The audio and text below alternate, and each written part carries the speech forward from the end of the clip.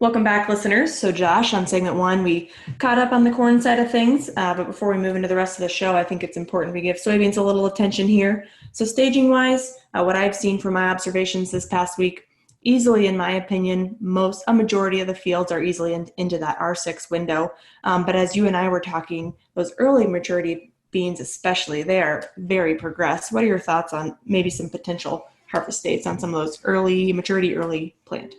Yeah, always weather dependent. It'll hinge a little bit on kind of what the first 2 weeks of September look like. But looking at the stage of some of those April planted, group ones, 1.0s to 1.2s, I'll be surprised. The weather permitting, I think they'll be ready by September 15th if things go our way here. And I wouldn't even be surprised if right around the first of the month as we roll into September there, if we'll probably see some leaves start to turn already on some of these just based on where they're at. Because like I said, they're filled out and bean pods are really almost filled to the top and really starting to fill out. But yeah, it'll be interesting. In some ways, it'd really be nice if the weather would hold up. We need a little bit of rain, but at the same time with summer challenges, hopefully we can get a harvest that starts early and ends a little bit more on time so we can kind of get tillage and other activities that have just been really a challenge done kind of on time and done the right way to try to, maybe start catching up from some of the damage we've done to these fields, where it just seems like the last 2-3 years we've just been really hard on the fields, planting and harvest. And hopefully this will be a year that we can put it in nice and hopefully get it out nice. It'd just be a nice change of pace. Yeah, nice change of pace. We've probably almost forgotten in a lot of cases what a good harvest feels like. So we'll keep our fingers crossed for that. But another thing that's going on this week, Josh, it is Pro Farmer Crop Tour Week. So with all the fairs being canceled, it seems like everything's canceled this year. So it's actually kind of nice that maybe the Pro Farmer Tour looks a little different this year, but still have the opportunity to have scouts out in the field and some nice updates going on throughout the week and then each evening as you typically see. So Pioneer agronomists ourselves here in Southeast Minnesota, I think you can expect to maybe see some updates from us this week. What are your thoughts around that?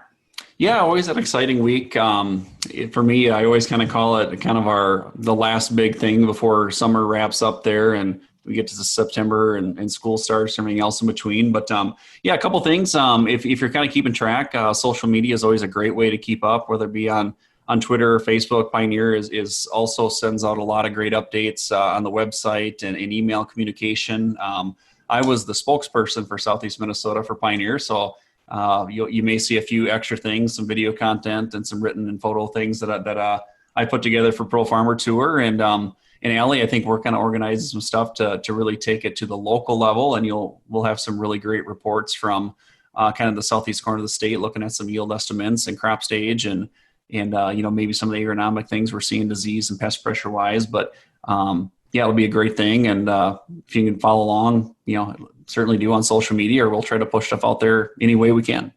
That's what I was going to say too. Even though this is kind of the set week for Crop Tour, please don't hesitate to reach out to us or your Pioneer sales rep. It's a nice time of the year for us to continue our assessments on where is your field sitting growth stage wise in either corn or beans, maybe some of the diseases we might be seeing in either crop or not seeing. But just overall, I think even as we move into next week, we'll continue to assess this crop and what the yield potential still looks like, pending maybe challenges you have or haven't had moisture-wise in some of those areas. But it's always a nice time of year to assess what are those things that worked for us up to this point and maybe what to expect as we move on into harvest as we finish up the season. Yep. Yeah, and I think, I guess this may be more a personal standpoint, but also talking to some producers this week, I think everyone's just kind of curious of, how dry is it in some of these pockets, across the Corn Belt? We know we've heard a lot of reports. Allie, we talked to colleagues that parts of Iowa have gotten really dry. Then obviously the storm damage that went through central Iowa and into Illinois, I think there's just a lot of uncertainty of the scope of that and what's the impact going to be. And I know I'm just really curious to kind of see what they come across as they travel across the Corn Belt. And number one, how is the moisture, content, how is that hurting the crop? And number two, just what's the anticipated impact of the wind and storm damage through central Iowa, which was just really an unfortunate, devastating thing for the producers down through that area.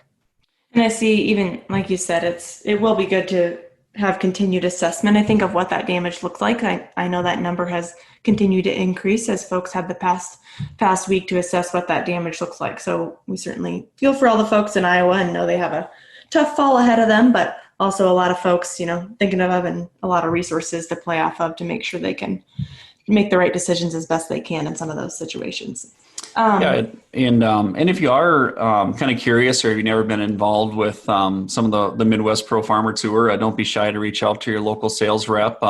It's all virtual this year, and I guess I double check. I know most of our reps are registered, but if you're curious to kind of keep up with what's going on or want to be used to the finale on Thursday, don't be shy to reach out to your rep and maybe get together with them and maybe we can get you the link or kind of join them to kind of watch some of that as it goes through. And I don't know, I'll be kind of keeping track each night this week to kind of see where things shake out. And we'll make sure we kind of maybe give analysis of what we see locally and a larger scale to see how it compares to the rest of the Corn Belt next week, Ellie.